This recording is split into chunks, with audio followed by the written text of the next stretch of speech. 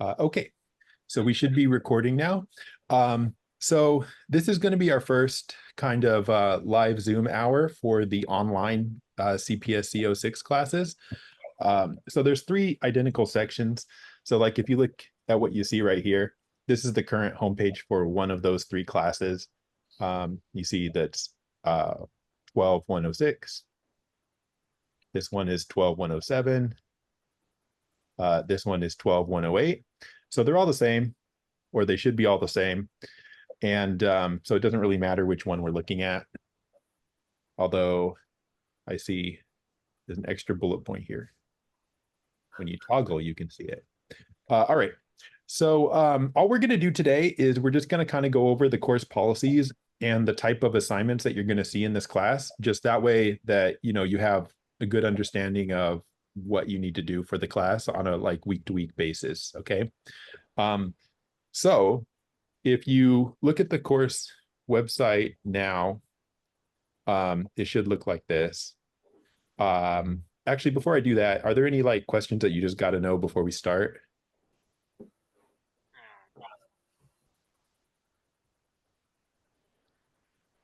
Can you hear me? I can now. Okay.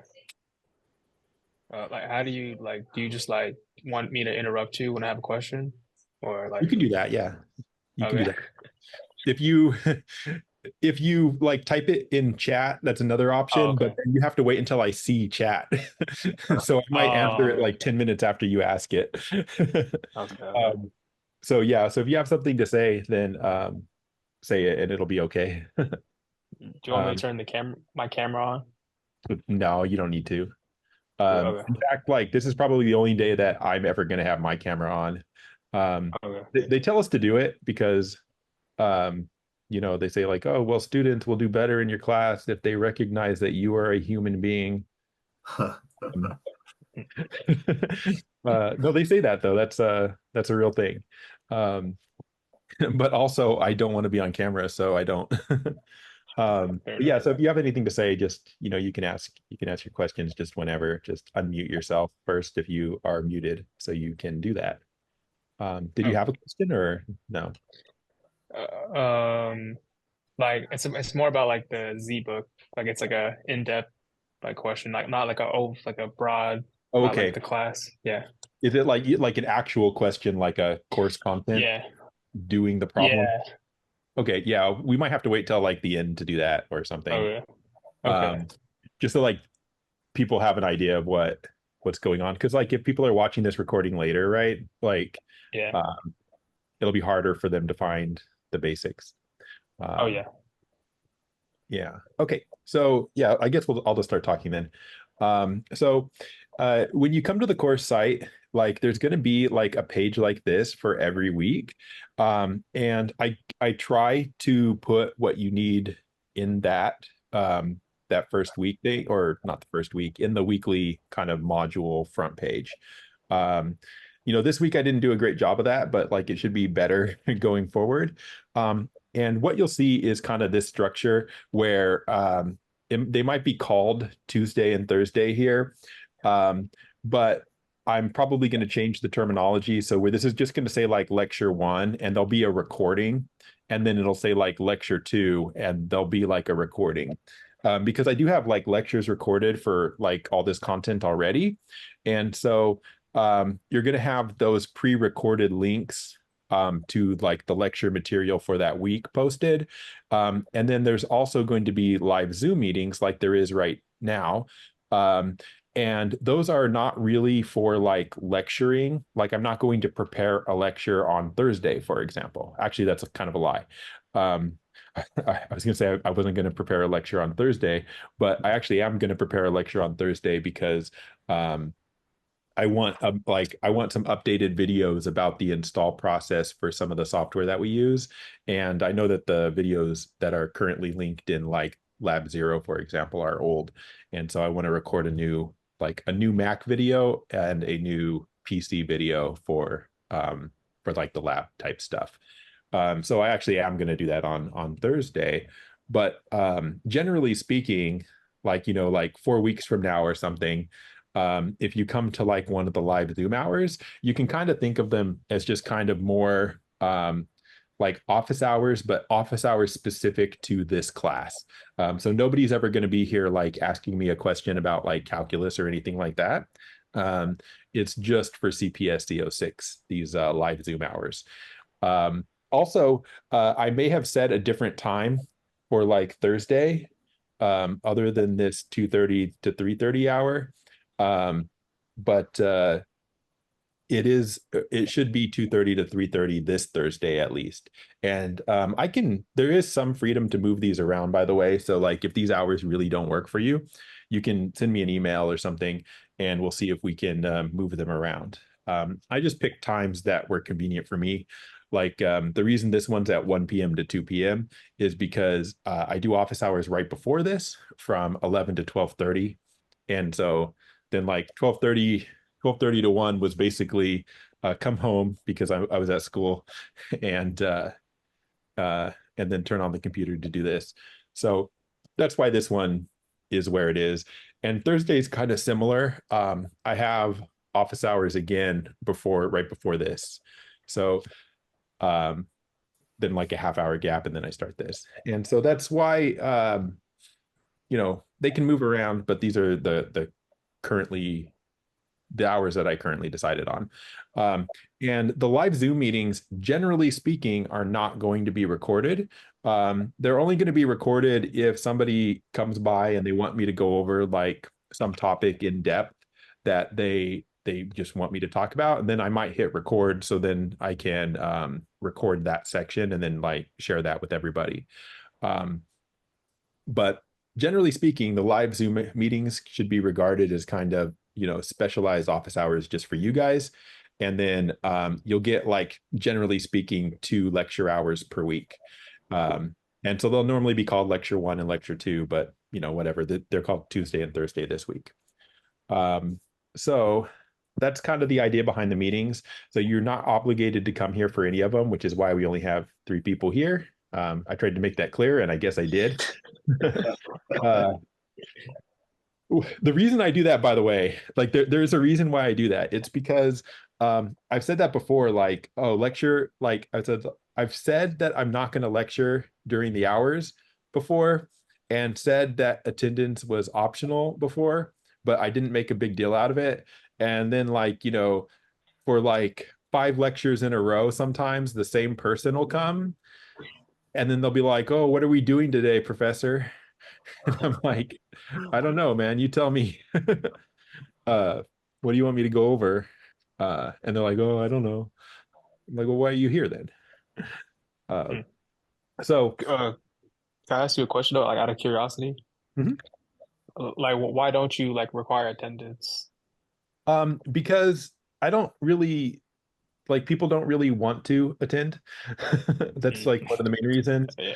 Um, and so like if I require attendance, people like first of all, the problem with requiring attendance is that for a class that's only online, it's supposed to be asynchronous, which means that students are supposed to be able to complete the course without having to attend lectures. Because, like, let's say I do this, like, let's say I say, okay, this Zoom hour is required, like Tuesday, 1 p.m. Well, what do I do about all the people that tell me that they have a class at 1 p.m., right? Or work at 1 Yeah. p.m. Right? Because this class, when they registered for it, didn't conflict with anything else. So it's not appropriate to require a specific time for a class that's only online. Um, and that's really the main reason, right? Because like I'm going to be here at a specific time every day, but that shouldn't obligate you to that same thing. Also, from a practical standpoint, the way that people would prefer to complete an online class is generally they would like to just do the work and then watch the videos when they want me to go over like something specific. And it's not so much this week because we're not doing much this week, but in the future, if you look at like a later one, which I'll click on modules here on one of these sites and scroll down. Um, if you take like a later one, these will have to be modified for this class. They're not all like the way that I want them. But like if you look at like week 6, for example, then it'll say like covers most material from chapter 5, goes over zybook's exercises, right? And then there's like a set of lecture slides that go with that. And you know, people would like to probably they'll work on the zybook's exercises from chapter 5, and then if they know that in this video here, that's what I'm going over, then they can just look at the video if they get stuck or something. um, that's how people kind of like to do classes. They don't want to have to watch those lecture hours. So I don't see any reason why they can't do that. I mean, that's what they're going to do anyway. um, so yeah, that's why I don't really require anything, because I don't think it's possible. When COVID started and everybody was told that we had to teach online, there were a lot of professors that were like, all of my students are required to be here at this time, and you're required to have your camera on, and blah blah blah. And the school kept telling people like, no, no, actually no, you can't require them to be here at a specific time. And people kept not following the rules. Uh, yeah, but anyway, I mean, a lot of this is kind of, I guess, digression here. Um, the point is, let me go home here, make this bigger. That didn't make it bigger. So anyway, the point is that every week you're going to have like a page like this, and it's generally going to tell you about anything coming up in an introduction. There'll be links to the live Zoom meetings. There should be a link to my office hours on this page, which are separate from these live Zoom meetings, but I didn't have the page updated, so I didn't link it. It's updated now. I just have to go into all my classes and link it in the right place. And the recorded lectures will be below that. Now, if you're looking for any course content, what you want to do probably is click on modules, though, over here, rather than just rely on the front page. So you click on modules on the course site, and it'll look a little different for me than for you. I guess I can click on student view somewhere. Oh, the Zoom stuff was covering it up. So you should see something like this. Of course, it should say your section number in the syllabus, which we're going to look at in a minute. And you should have like a course docs section like this. The office hours page, like I said, is updated now. So these are my office hours, 11 to 12:30, Tuesdays and Wednesdays, and then Thursday, 12:30 to 2 p.m. And the 12:30 to 2 p.m. is online only. But the two earlier ones, Tuesday and Wednesday, they're online, and they're also in my office. So that's my physical office on campus for those 2 office hours. I'll just go back. So you have office hours, you have the syllabus, which we're about to look at. Also, there should be a free textbook linked in here. And you might want to download this. So the Java textbook that's linked here, just download it. What are you doing? Why is this not working? Yeah, so this is a free textbook from May 2022. And if you scroll down here, then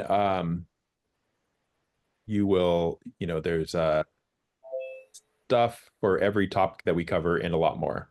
So you want to have this, or it's good to have this just kind of as a reference. You don't need it to do the class or anything, but it's just to look stuff up. So that's the one that's called Java Notes 9, linked PDF there. And yeah, so I recommend that you download that. There's like a cheat sheet thing here as well, which might be helpful, but it's kind of long, so it's not really a cheat sheet. And that also may be helpful. And yeah, so I recommend those. That's why I'm linking them. Like I said, you want to go to the modules page to see stuff like that. And then there's only one weekly module here. You saw when I was not in the student view that there was actually, all the weekly modules there. I'll try to post them a little early, but they're not going to be posted too early. The reason they're not going to be posted too early is because if like too many weeks in a row were posted, people would kind of just cheat to get them all done on day one and then not come back for a month. And that's bad. And also, I need to make modifications as we go to the course from the way it used to be. So yeah. All right. So I'm gonna click on modules on all these so I can check something. Oh, right. Stupid. I'm a student in the wrong class, so I can't look at them. Yeah, that's fine. That's fine for it to be that way. Um, so in the weekly module, you'll generally see the stuff that either you're supposed to be working on that week or the stuff that's supposed to be due that week. So right now you can see a few assignments here in week one. And of course, the week one lectures page is the page that is the current home page. So there'll be one of those every week. Now, when you're looking at the content, what you'll see most weeks, and you can see if I scroll down that this is definitely the case, is most weeks what you're going to see is the homepage, which will be the default homepage that week. You'll see these reading and homework links, and then you'll see like a lab. And then during weeks where there are exams, you will see something like this, where you have exam one practice. There'll be a practice test for every exam. We'll talk about that once I look at the syllabus. This is an assignment where I was making you answer one of the questions in a discussion board post. And then after you do the practice, then there will be an actual exam. And so that's all you're going to see on the assignments are typically going to be these types of assignments. So almost all the work for the class is going to be the Zybooks work, which is in reading and homework, and the labs, which is in labs. So with that said, let us look at the syllabus actually, so we can just see a couple things here. So if you look in here, it's going to give you a description of the course. So this course, CPSC-06, is a Java programming class. So Java is just one of the common introductory programming languages that are used at colleges. There's others. At other schools, you might take a class in C++. We also have a class in C++, or you might take a class in Python or something like that. We don't offer the equivalent of this class for Python, at least not right now. So we are Java. Doesn't say that in the course description, but that's what we'll be using. So this is just an introductory programming class. You're not really expected to know how to do any programming before you come in. And the first couple weeks, I'll help you guys get started with the software and things like that. So that way you can do your work. The prerequisites are similarly not very much because, again, we're kind of expecting this to be the first kind of real programming class that you're taking. So, what would be a prerequisite? Know how to read and write. And these are old intermediate algebra classes is what those are. So you can see the student learning outcomes. This is the sort of stuff that we're going to learn in here. Very common beginning programming stuff. And if you look at the course objectives here, you can see more in detail some of the specific topics that are covered. Oops. Oh, no, that's correct. So the textbook is the Zybook. So that free textbook that I was showing you, that is not the textbook for the class. The textbook that we have is Zybooks, which the information is here, but the way you want to access the Zybooks is what it says here. You want to click on the reading or homework assignment from the modules page or from the home page, and then just kind of follow the instructions that you get when you try to do that. Now, it's hard for me to be more specific than that because there's actually no way for me to look at this as a student, unfortunately. Like if I go to one of the classes and I say, pretend I'm a student, and then I try to click on one of the assignments myself, so the reading or the homework,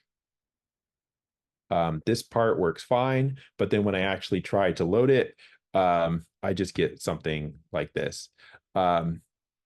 So it, Um, yeah, I was wondering if like, it would be okay to share my screen then, so I could like. you can, but in order to do that, I have to allow you to. So let me change the option. Oh, okay. Who can share? Oh no, actually, it was actually set correctly for once.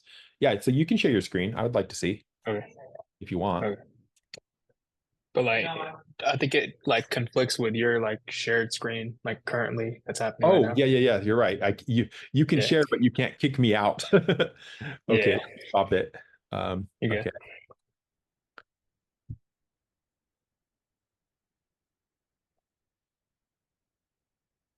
Okay. Hey, there we go. You see? Yeah, but you're already logged in, so um, Yeah. you can't.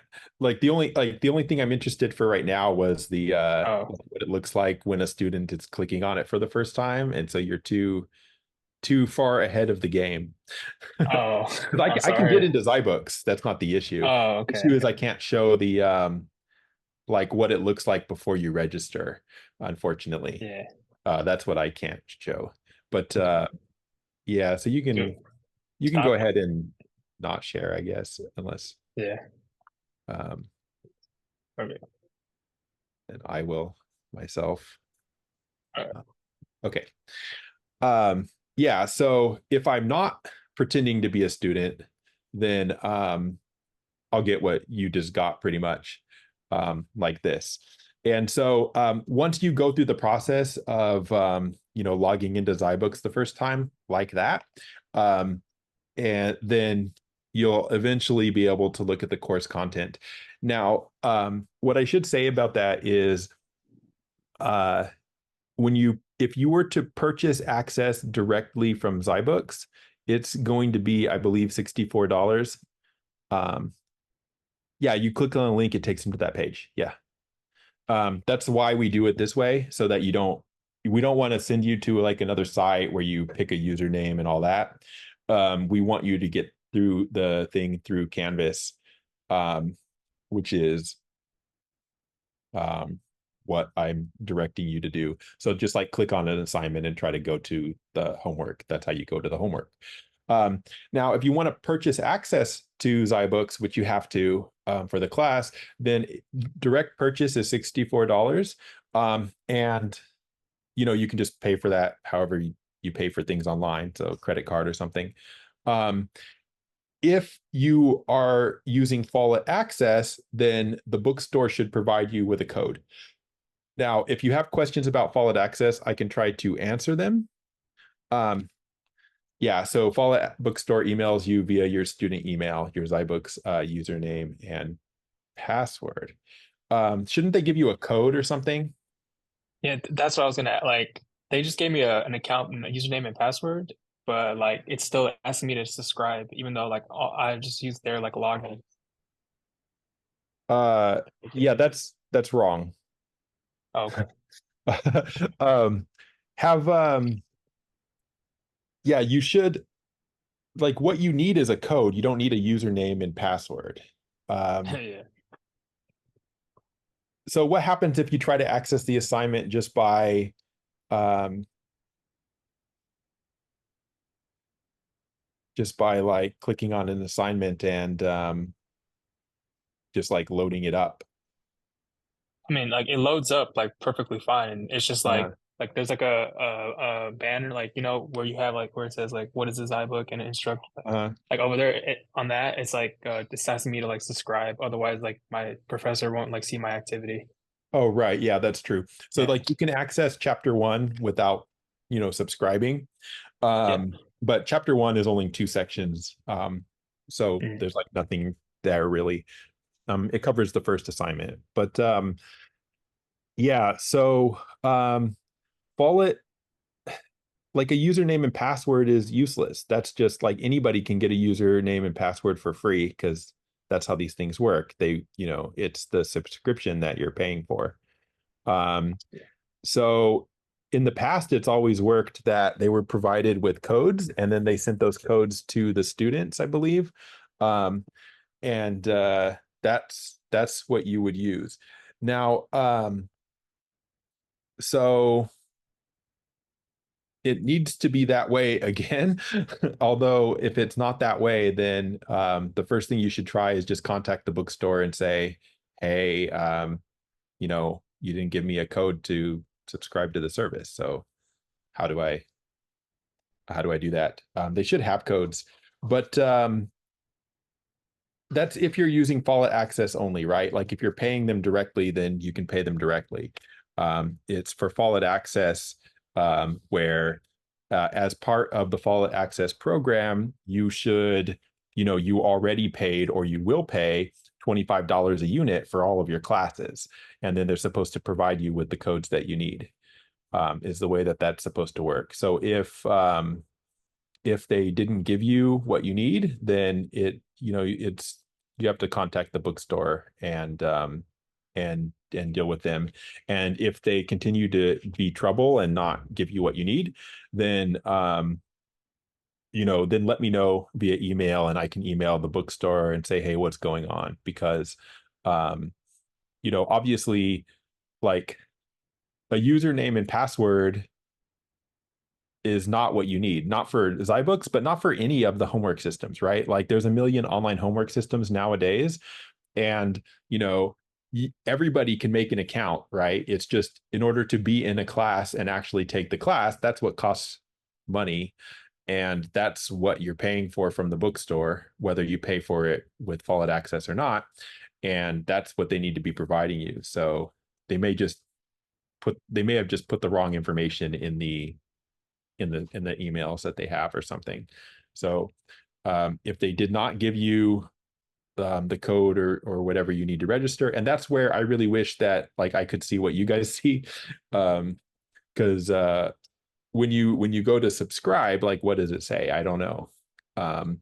So I can't tell you exactly what to tell the bookstore, but whatever zyBooks is saying you need, like whatever is here, um, then you probably need to tell the bookstore that you don't have whatever it is they want from you. Uh, that's all I can say without specifically seeing what it looks like for you. Um, yeah, we'll come back to this, but so back to like the syllabus here, which is what I was trying to look at. So the textbook is that zyBooks thing, and so you will need access to that at some point. If you look at the grade determination and cutoffs on here, you can see that the zyBooks material is going to be like 35% of your grade total, 20% for the reading and 15% for the homework. And those are just two different types of exercises in the zyBooks, by the way. And so, if you don't do them, then you can't really pass the class. So we need to have access at some point. So it's critical. Every semester, I do have a couple of people that never register on zyBooks and do some of the other work. And I wonder what they're doing because they're not doing the work. So they're losing 35% of the grade. And so that means the highest score they could get is a 65, but they're not going to get a 65 if they haven't been doing their work. So, bad. And in any case, if you do look at continue to look at the grade determination here, the way the tests work in this class, and you saw this in the modules, I believe, I can just show you. Like if you scroll down far enough, you'll see that you're going to have practice tests, and you're going to have like a real test at some point as well. And the practice tests are, I can even click on one to show you. So this one is, if it's set up right, it may not be because, it doesn't need to be yet. So they're just multiple choice Canvas quizzes. And on the practice, you can take the practice as many times as you want, and your highest score will count, but you do get points for them. And then for the real test, I clicked on the wrong one. I clicked on the practice again. The real test, the format will be the same. The difference between the real test and the practice tests is that you're only going to get 2 attempts at it, and your highest score will count.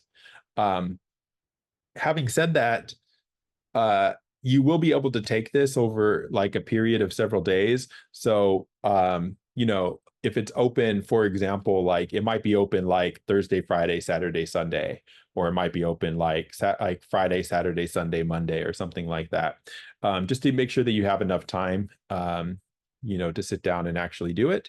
And even though this one says 90 points, this one's 30 questions. And the 30 multiple choice questions, they don't take that long to do. And that's the format for the tests for this class. Pretty straightforward. And if anybody that's been doing the class properly, they generally are going to get an A on that. The category here that says like research, industry standards, miscellaneous, that's just kind of, you can think of that category as just being assignments. Just kind of anything that doesn't fall in the other categories goes in that 10%. So like, for example, the discussion board post that you have to do this week, that's in there. And anything else is going to be in there as well. That, again, that doesn't fall in the other categories. Then you have labs. So every week you have a lab. So including this week, you have a lab, although this week is almost nothing. So every week you have a lab, and those are going to add up to 25% of your grade. So the expectation is that you will do those essentially on your own, but and then submit whatever it says to submit for that. Now, just to show you what the labs look like, I could show you just any of the labs. They're all the same. I know I could show you lab 00, but I'll just pick lab 4 because it's what I'm clicking on. So the labs are always like this. So they tell you what you need to submit. In this case, 2 Java files, which are, the files that we're going to create when we're writing Java code. There's a PDF of the assignment typically. So let's download this.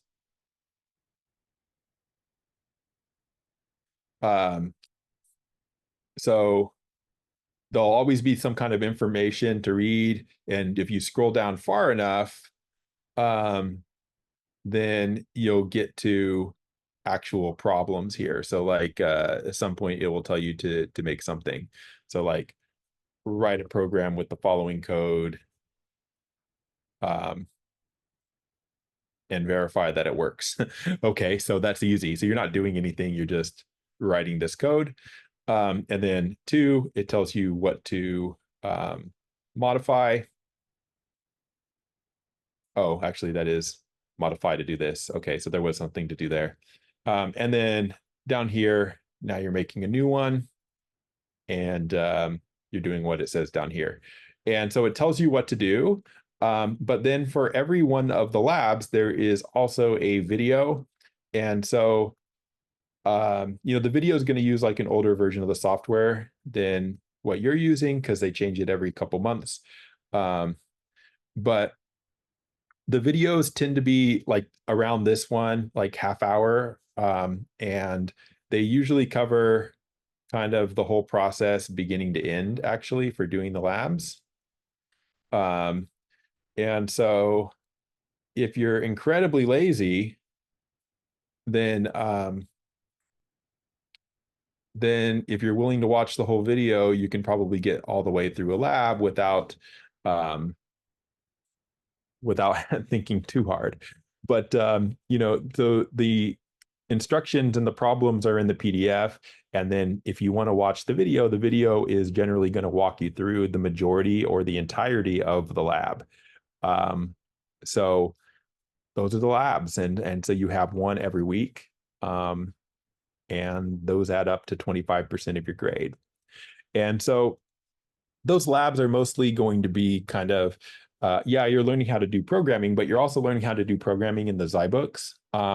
And so the labs are just kind of to make sure that we can all handle the stuff that you have to know in order to even start programming, which means like, what software are we going to use? How do you set up a project for the lab? How do you, um, like where do you write the code? How do you compile it? How do you run it?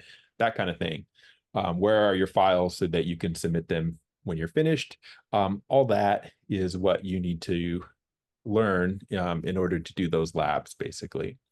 And so that's 25% of your grade there. And then the remaining grade is all from that Zybook stuff. Now, since we already did talk about Zybooks a little bit, I'm just going to kind of jump to like, what does Zybooks look like? So once you actually get into Zybooks and you have access, then it looks like this. This is section 1.1 here. And there's different types of exercises in here.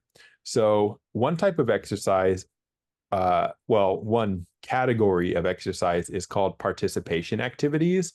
And so those are highlighted in orange. So there's an orange stripe here and it says participation activity. And then over here, there's a check mark. The check mark is because I've already done this one. So if I scroll down far enough, I'm going to find exercises that I didn't do. And so this is an example of a participation activity that I have not done yet. And those participation activities, they are all part of, I'll go back to modules. Oh, actually, no, I didn't need to. The participation activities are what I call reading. So any of the Zybooks assignments that say reading, that means participation activities, which is why I wrote PA here. So the Zybook reading is participation activities, and the homework are the challenge activities. And so this section 1.1, if we scroll down through it, the participation activities are not, that's all there are. There are no challenge activities in this particular section. So most of the section is going to be participation activities. Now, what are participation activities? They're usually very quick to get through if you wanted them to be quick to get through, because they're things like this. So like this one, I went to 1.2, by the way, just by clicking to the next section, but it says, like this one is going to be to watch an animation, and the animation is going to demonstrate this program here. And, by the time you get to 1.2, you were supposed to read this up here. A program starts in main,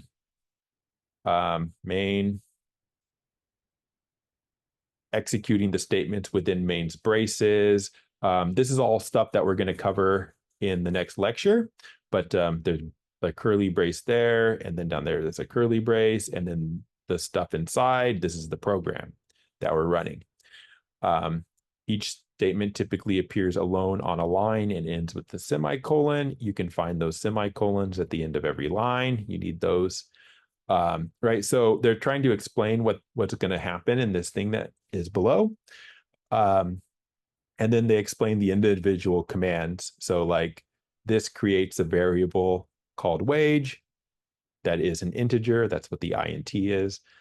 This sets the variable value to 20. System.out_print is how you print text to the console. This is an image of the console. So it's going to print the words salary is. So it's going to print the word salary is. And then it's going to print the wage times. So they use asterisk for times. Wage times 40 times 52. And I think one of our labs has you do this exact assignment, by the way. Maybe lab 2. And so, you're going to be writing code like this yourself very soon. And it's actually going to do that multiplication there. So the wage was 20. So it's going to print out whatever 20 times 40 times 52 is, which apparently is 41,600. But the point is that this is a participation activity. And in order to get credit for it, you just need to watch the animation. So I'm going to click on 2x speed and hit start. And they're kind of demonstrating what's going on. They put a 20 in wage. Click play. There's words to read. It printed salary is. The next line, it's going to put the 20 in and then do 20 times 40 times 52 and then print that 41,600. So they wanted us to watch that. I did watch it and now I have credit for it. And that's how the participation activities are. They're always just kind of simple things that don't require too much effort. Like this one, program execution begins at main and execute statements surrounded by which symbols. We're going to go over all this in the lecture, but you can just guess and say, is it this? And no. Is it this? Yes. Right. The point is that, just clicking on it is going to give you credit. It's not like a test, right? So, you should think about them and try to get the right answer the first time. But like on these, you don't specifically need to know anything to get the credit. And the participation activities tend to be that way, where you don't really need to know very much to get the points if all you're trying to do is get the points. But obviously, they are intended to help you understand things. So hopefully you're not doing what I just did there, where I just click randomly until I got them green. But that's how you get credit for that. And so when you go through all of the participation activities, you are doing your reading assignment for that week. Now, this right here, you'll notice is not labeled as an activity. So I'm going to ignore it. It's not worth points. What this is it's basically that program, and they're letting you run that program right here. And you can change the values, right? This 20 was like supposed to be $20 an hour, and wage times 40 times 52, that'd be like a 40-hour work week, 52 weeks per year, right? That would be your yearly salary. So like $20 an hour is $41,000 full-time salary, right? So you can say like, what would be if you made $37 an hour? Then you'd make more money, right? And it'll let you do things wrong here because it's actually compiling and running your code. So like if I tried to say, what if I made 37.50, then I'm going to get an error. And you see I get an error here. And that's because this variable was an integer, but this is not an integer. So I screwed up. You can fix it, but then we're actually doing we don't know what a double is at this point. So we should we don't need to be fixing errors in this code. But you can. So this is not an exercise, though. This was not worth points. This is just something you could mess with. You come down here, they're going to show you how to write. They're going to explain how to actually write text to the screen and also how to read text from the user. So they explain that. There's more exercises. This is another program that you can run just to see how it works. You could see like dog ears, and you can see spaces here, for example. What happens if you don't put spaces at the beginning of that and end? Oh, well, if you don't put spaces, then you don't get a space between the number and the word, and you don't get a space here between the number and the word. So that's why they have these spaces. Probably don't need that many spaces.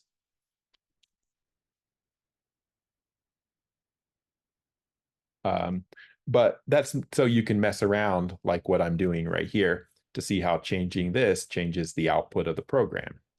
But if you keep scrolling down, eventually you will find another type of activity where you'll find the challenge activities. So they're highlighted a different color, so they're blue, so you can see them. And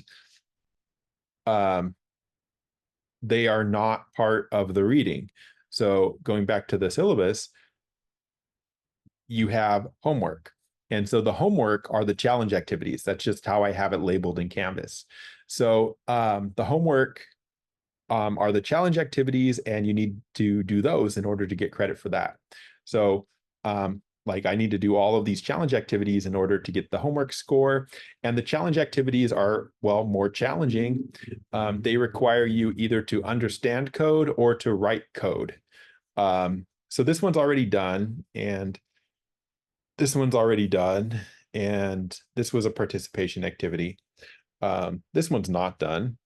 Um, so they try to explain what's going on here. They have instructions. This one has 5. You have to do this 5 times, slightly differently.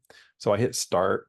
Like this one, we're writing our own code, which, by the time you get to this point, you've seen the lecture and you're supposed to, you've seen the lecture and you've probably done the lab. And so this will make more sense at that point. But we're actually writing code here. So like it says, step 1, click the start button. I already did that. Step 2, first delete the comment. So this is a comment here, which is something where it's something you put in your programming code, but this is not programming code, right? This is just a message to the user. So you need to mark that somehow so that the compiler, the thing that's actually trying to read what you're writing here, knows that this is not programming code. They're just a comment, which is not run. So they say to delete this. You don't actually have to delete it. Also over here, you'll notice this is something that people get confused. So I'll take a minute to explain it. So you see how these line numbers are gray, and then these are white, and then these are gray again. What that means in the challenge exercise is you can only edit these lines. So like I can put the cursor here, but like I'm trying to delete it. I can't delete that curly brace. I can't delete that one. They're just built into the problem. The only things I can edit are 7, 8, and 9. And you can make more lines in there if you want, but these are only the ones that we can edit are just this section here. So I'll do what it says and delete those. It says first delete that, then copy the following code provided and paste the code into the code window on line 8. So they want this line, copy, paste. They want this line, copy, paste. Now, by the way, what this does is this is going to read a number from the user. So like if you pretend that somebody was sitting at the keyboard, they're going to type that in. They're going to type in a number, and the number is going to be num onions. That's the variable name for it. And then it's going to print out this to the screen. It's going to print the word onions and then a number. Okay, so it explains exactly what I just explained. Step 3, click the check button. So once you edit the code, you click the button down here called check, and that's where it tries to run your code. And it'll try to run it, and if it was correct, it's going to highlight that in blue, and over here, I now have credit for the first one, and I can go to the next one. So the next level, and click next level. Now I'm on level 2. And then it says complete the code with 4 more system.out println statements to output the following figure with Y's, end with a new line. So this is what they want us to print out to the screen for some reason. I don't know why, but they want that. And if you've done the work before this, you would know that the way you do that, the way to print a line of text is to say system.out println. And then in here, this is where you put what you want to print. So if I want to print this, I'll copy that and put it in quotes. You have to end with the semicolon. And then if I run it now, so I'll show you what happens when you run it and you don't get it right.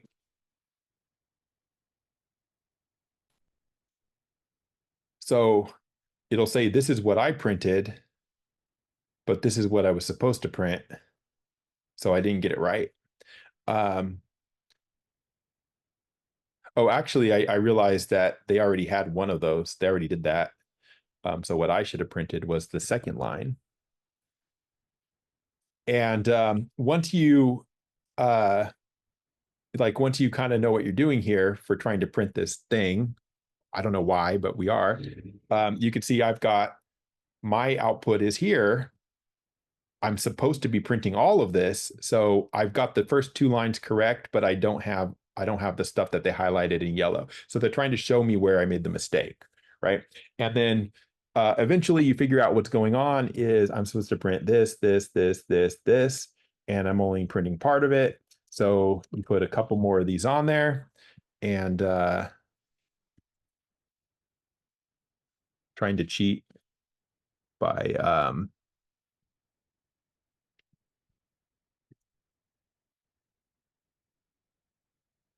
so this is not correct, but I'm just going to print it anyway to see how far we are off. So you can see what I printed was this, but what I was supposed to print is this. And then what's wrong is if you look carefully, you'll see that this Y should be over one more space to line up because it's supposed to look like this one where all the Y's are vertically aligned. Um, so add a space, get it right. So you do these iteratively, right? Like you get it to run and you see what you're doing wrong by comparing your output to the actual output that it's supposed to produce, and you edit this until you get it right. And they only are letting you edit a few lines at a time, so that way you don't have to focus on the entire thing at once. You can just focus on just a few lines of code at a time. Now you go through these and you will eventually get through them all. The challenge exercises take longer than the participation, but you keep working at them and you will get credit for them eventually. And at some point you'll be done. So those are the challenge exercises. They work like that. You're either reading code or writing code, and they are 15% of your course grade. Now, when you're finished with the whole thing, I think there's like a button or something in Zybooks that'll say like submit it. If you don't submit it, then the scores will eventually go to Canvas anyway, without you doing anything. And if they don't, then I will manually copy them over. You're not gonna, as long as you do the work, you're not gonna get like 0 points. Even if it didn't transfer to Canvas correctly, I'll still change it at some point so that you get your points. The other main thing I want to talk about is kind of like late work and stuff like that, because this class tends to have a lot of late work. Um, so there is a late policy here, but for the most part, it's okay to turn stuff in late and you'll still get credit for it. Okay.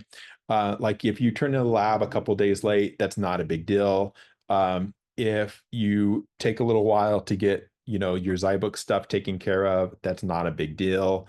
You're not going to get those penalties applied unless, if you wait like 3/4 of the semester and then suddenly you submit like 10 labs in a row, all on one day, then I'll probably actually apply this like late penalty to that for stuff that's like months late.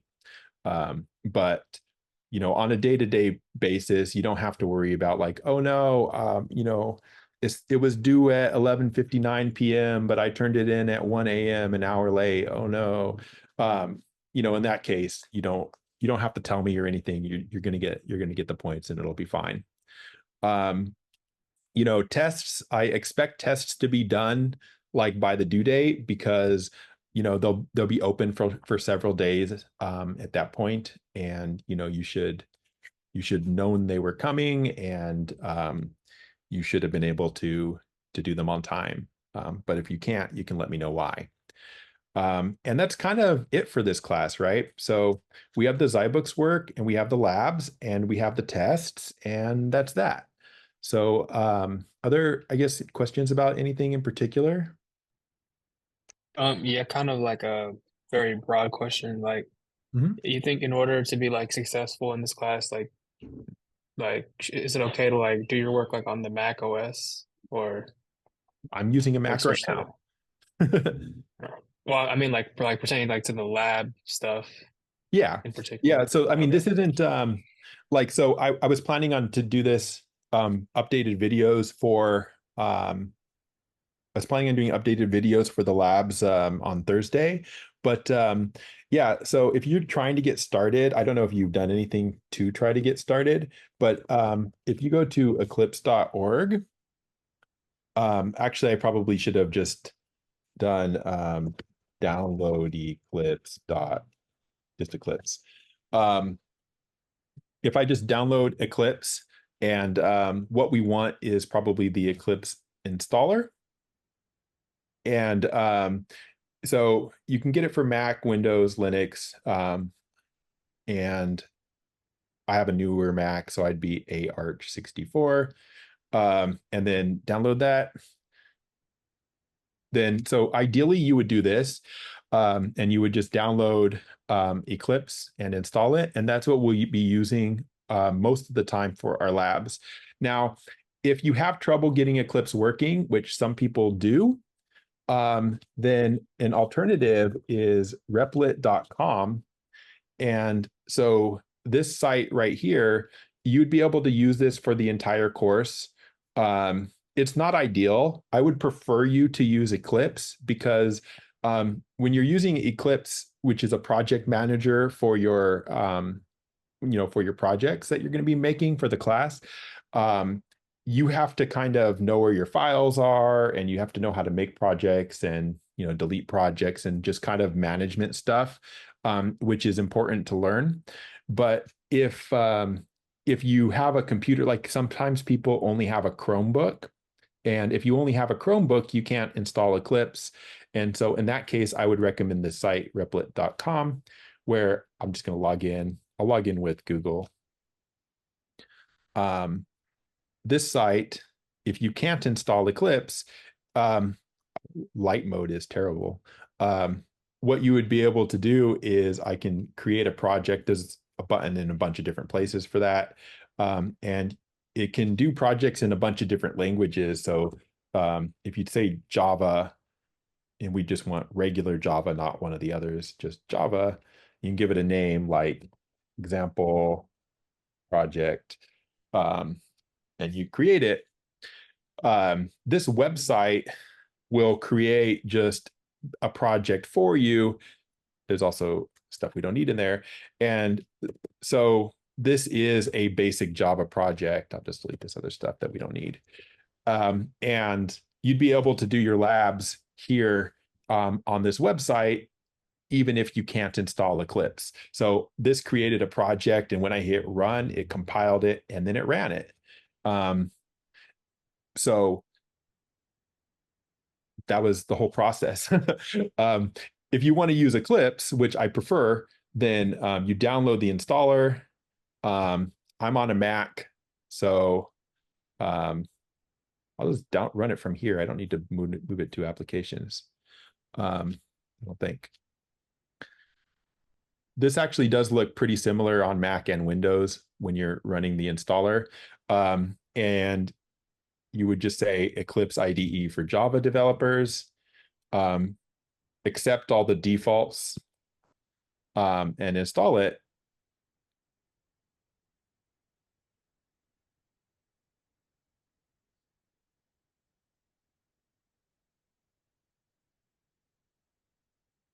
And run it.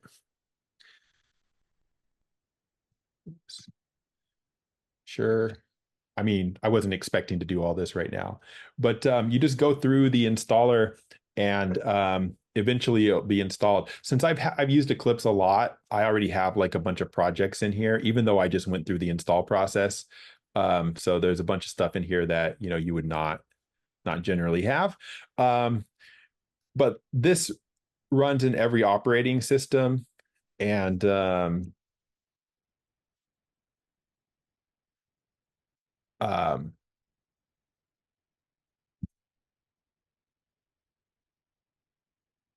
I'm not, you don't need to pay attention to what I'm doing. I'm just kind of making a blank project here. Um, And so you get like a blank project and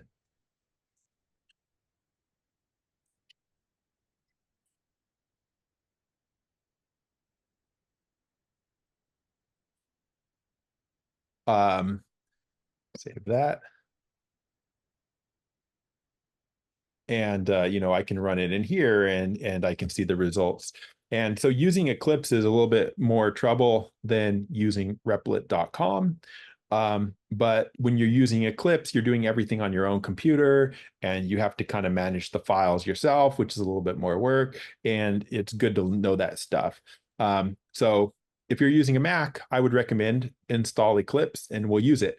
And in the lab videos, I will generally be switching off like I might do the assignment in Eclipse and then do it in Replit, or I might do it in Replit and then go and do it in Eclipse. And so just to try to, accommodate different users, whatever they're using for the class.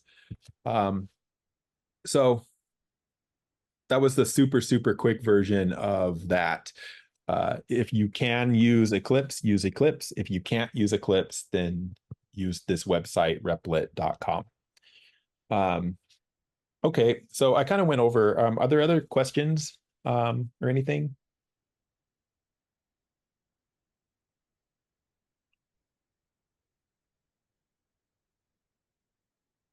Okay. Well, then what you can expect then is on Thursday, I'll do kind of a lecture on kind of, I don't know, kind of like history of programming type thing. And also on Thursday, my plan is to update the videos in Lab 00, which is going to cover kind of what we just looked at, kind of in a lot more detail, and kind of the creating your first Java project and that kind of thing, and also installing the software. And I'll try to have separate videos for Windows and for Mac to help out, and also replit.com. So yeah, so last chance for questions before we kind of close this out for the day.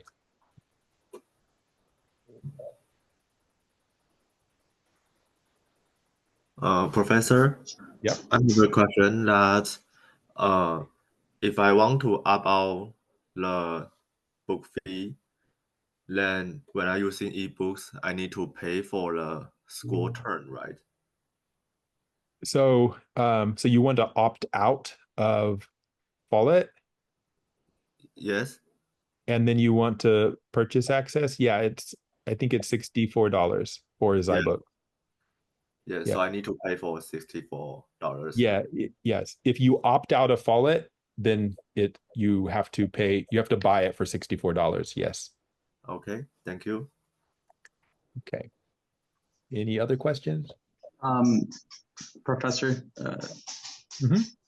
so for me, I opted out of the Fallout program, but I have other means of paying for my my ebooks. But I went in yesterday, and the individual I spoke to, she said that I was going to be receiving an email for access to my textbooks. She said she was going to be sending it out yesterday, but hasn't happened. I wasn't sure. Should I just continue to show up in person, or Yeah, or through their chat or something. So the school doesn't control the bookstore. The bookstore is actually like a separate company. Um, okay? so they're kind of hard to deal with. Um, I know that, I mean, they will eventually take care of things. Um, Right. so you say you had another way of paying for it. So um, when I've heard those words before, what from students, what that meant is like somebody is going to be paying for their books, but in order for that to work, they have to buy them from the bookstore. Um, and so, because what I would say is, if you're opting out of Follett Access, Right. then I would try to avoid the bookstore completely and just pay direct. But if you had to buy it from the bookstore for some reason, then that's how you would get in the scenario where you're in now, I think. Um, is that the case? I'm You sorry. bought it. You're gonna have to repeat that, Professor. I had a Did you lag did you spike. did you bought it from the bookstore? Is that what happened? So what's happening is I'm planning to buy. I have benefits that I'm receiving, so I have like a purchase order number and stuff. And Right, so it's got to be from the bookstore. yes, Okay. Yeah, in that case, then you would just get it from the bookstore like normal, and they're supposed to provide you with a working code to register. okay. Just So like is they would it for the pretty Followed much Access squeaky people. And wheel if they gets the didn't, oil? sorry, if they didn't email you it when they said they would, well, I mean that's the bookstore, so you just have to bother Right. them until they do, I guess, or wait. Yeah. So continue. Squeaky wheel gets the oil, or Yeah. wait. Okay. Yeah. Well, I don't even know if they're providing working codes now, because remember, one of the other students said that they were provided with a username and password, which is not what they need. So, Right. so, but Yeah. just be aware that, it may take some time for the bookstore to actually take care of the issues, and that's going to be annoying, but that won't affect you in the course, because I know that the bookstore is the problem here. So you can kind of just ignore the due dates while we're waiting to get this stuff taken care of. But do keep me updated if you can about, like, if they're giving you something that doesn't work, or they're not contacting you with the information that you need. So I can bother them too. Yes, we'll do. Thank All you. right. All right. Anything else before we go? Yeah, I was able to download Eclipse just to You let you know. Oh, you just did that? Mhm. All right, cool. Um, all right. Then if there's nothing else, I'll go ahead and stop this now, and I will either see some of you on Thursday or none of you on Thursday. And I'll talk to myself for an hour. All right. See you then. Take care. Yep. Thank you. Where is the off button? All right. Bye, guys. Bye.